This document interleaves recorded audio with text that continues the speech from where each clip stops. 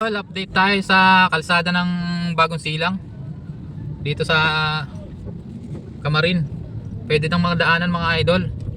Tignan natin yung kalsada kung ano. Kakabukas lang mga idol ngayong araw na to. Tignan natin kung anong itsura. Ito nga pala yung daan ng kadugtong ng ano, Camarin at Bagong Silang phase 1. Nagdudugtong. So mga idol, kakabukas lang, medyo tumaas na yung kalsada mga idol. Ayan tayo mga vlogger mga idol. Ayan, kakabukas lang. Tumaas siya mga idol, kaya hindi na ito babahain. Kaya hindi na traffic sa Barugo mga idol. Ayan, may konting ano pa gagawin pero gilid na lang. Malikabok pa kaya binobombahan nila ng tubig mga idol. Ayan, dami mga traffic enforcer mga idol kasi first time binuksan ulit to. Mga isang taon mahigit to mga idol bago buksan nila.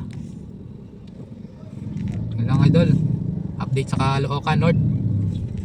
Yan, dahil mga vlogger dito mga idol oh. Ano ba vlog?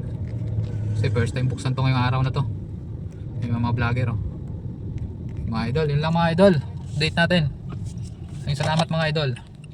Follow nyo ako mga idol sa ating TNBS vlog.